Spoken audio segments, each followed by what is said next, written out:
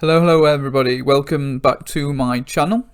I am the Secret Yorkshire Cook. For those who are new here, welcome, and for those who have been here before, welcome back. In today's episode guys, we will be making a very quick and easy pizza dough. As you can see on the right hand side of the screen, all of the ingredients are there for you. If you need to pause this, please do so you can write them down.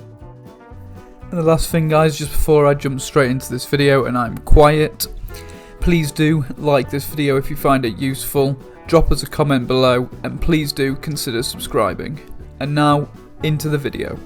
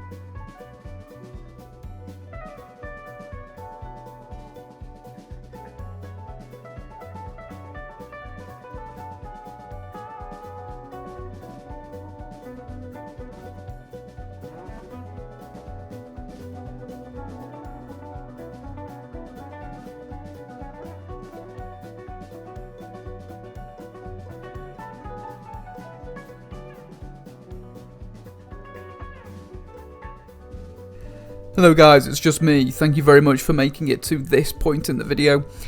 If you would mind just sticking around for 2 more seconds.